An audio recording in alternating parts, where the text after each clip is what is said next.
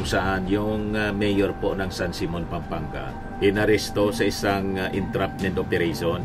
Ito yung malinaw po na kaso, mga kababayan, ng the love of money. Real Steel Corporation alleged that Ponsalan demanded an 80 million pesos payoff with an initial payment of 30 million and remaining 50 million to be paid in installments. Ang karapatang kumuha ng abogado. Ayan. Hindi nyo kaya mag-provide ng abogado. Tingnan ninyo. Ang Estado ay magbibigay ng abogado sa inyo. Punong-puno yung isang ba. Siyempre, iboboto ulit yan ng mga taga San Simon. Kakapanalo pa lang mga kababayan ng Neo. Diba? Katatapos lang ng eleksyon. Siguro, gustong mabawi.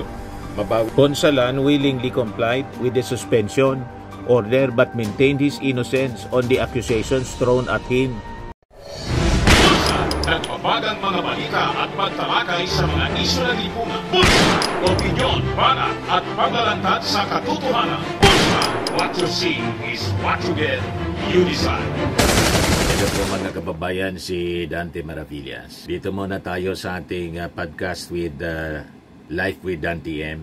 Gusto kong i-share sa inyo itong balita kung saan yung mayor po ng San Simon, Pampanga inaresto sa isang entrapment operation. Ito yung malinaw po na kaso, mga kababayan, ng the love of money. 80 million pesos na bribe, mga kababayan, ang nahuli mismo sa entrapment operation na isinigawa ng NBI. Viral ito ngayon, mga kababayan. Yan San Simon, Pampanga mayor arrested in entrapment operation for allegedly accepting 80 million pala, hindi 1,000. 80 million bribe. Matindi. Uling-uli, mga kababayan, sa camera. Nakalagay po sa bag yung 80 milyones na kinutong niya. Yan sabi rito. Intelligence operatives arrested San Simon, Pampanga Mayor Abonjo Ponsalan Jr. for allegedly accepting bribe money in exchange for a favorable resolution mula sa local government. The complainant, Real Steel Corporation, alleged that Ponsalan demanded an 80 million pesos payoff with an initial payment of 30 million and remaining 50 million to be paid in installments. Nasilo ng mga authorities ang mayor and his alleged accomplice after they were allegedly caught accepting bribe money sa isang restaurant sa Clark Angeles, Pampanga kahapon, mga kababayan, ng hapon. Yung security personnel ni Ponsalan were taken into custody after being found in possession of several firearms and live ammunition which will undergo verification. Sabi dito sa balita, around 7:50 p.m.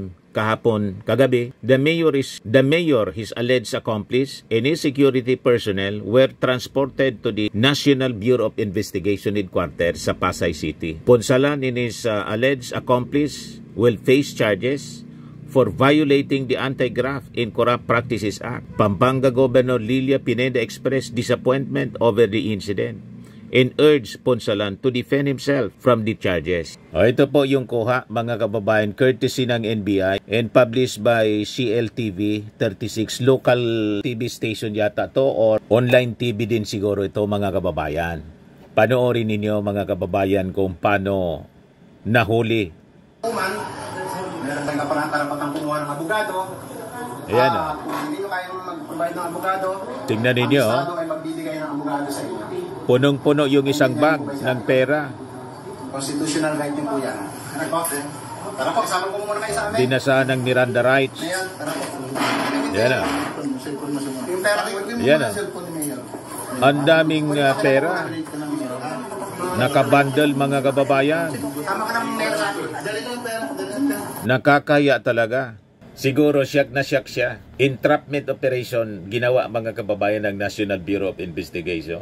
So i-viral po ninyo ito, mga kababayan, para hindi natularan ng iba pang mga government officials. Imagine, mayor ka, pagkatapos mahulihan ka ng ganyan, in an entrapment operation, nangingi ng pera. In exchange daw sa isang resolution, si investor, 80 milyones yung hinihingi.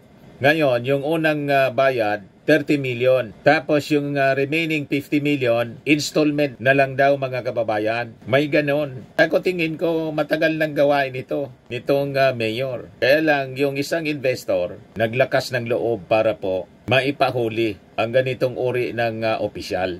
Yan po. Kung hindi nyo kayang mag-provide ng abogado, ang Estado ay magbibigay ng abogado sa inyo. Naintindihan niyo po ba yung sinabi ko? Constitutional right niyo po yan. Ano po? Tara po, kasama po muna kayo sa amin. Mayor, tara po. Ito yung pera. Huwag mo muna yung cellphone. Grabe yung kwarta, oh. Kunin ka na po muna. Tapos si Mayor. Dali yung pera. Kaya tuwang-tuwa yung mga netizens po. Oh well, at least natsimpuhan at may ebidensya. Pero yung mga congressmen at senatong na busog sa kaban ng bayan at kutong, ni isa wala silang mapanagot kahit obviously tumatanggap din sila ng bribe money at nabubundat sa pork barrel galing sa busing nila. San Simon, third class municipality, kayang mag-produce ng 80 milyon na sohol. Anong meron sa lugar na yan? Walang bagman si Mayor. Hina naman yata ng kukote ni Yorme.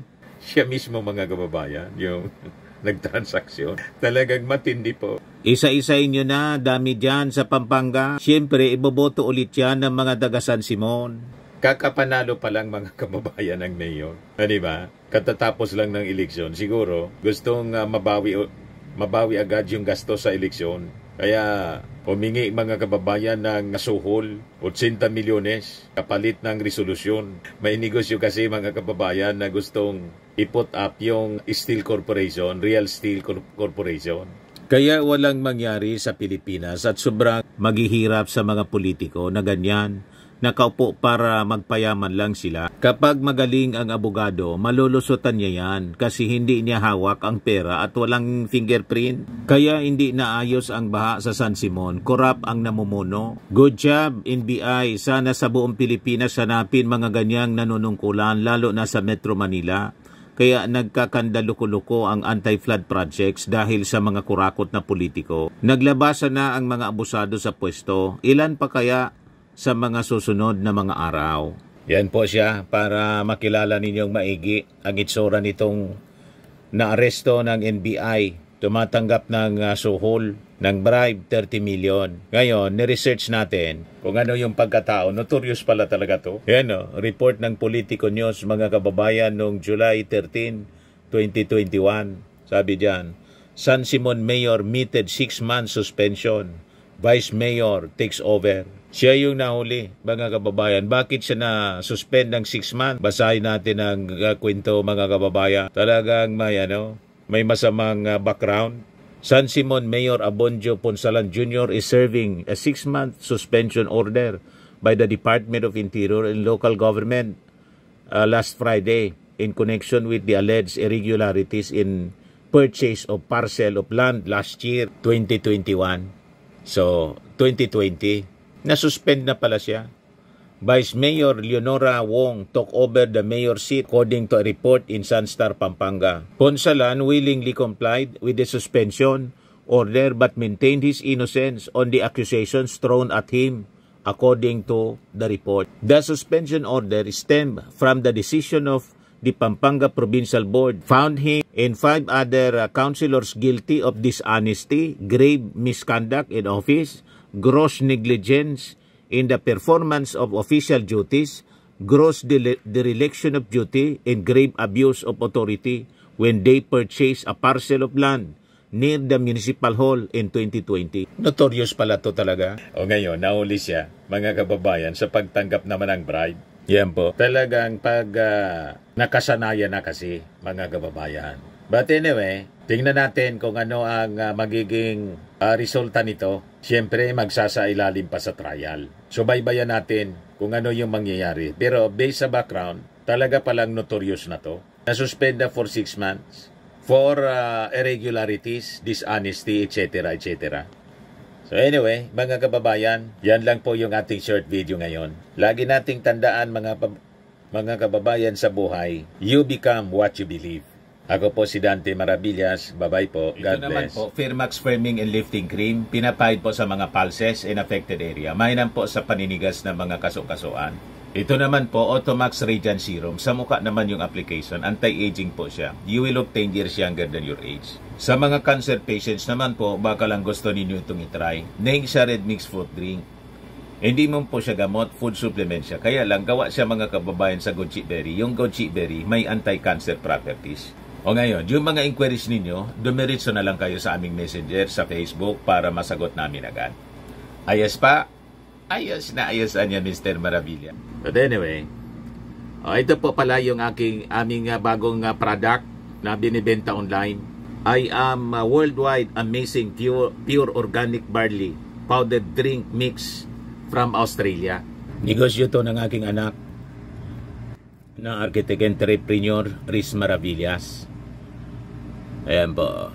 Kontakin na lang po ninyo siya, Riz Maravillas on Facebook. Ang mga health benefits niya, boost immunity, improves digestion, enhance energy levels, packed with antioxidants, prevent cancer.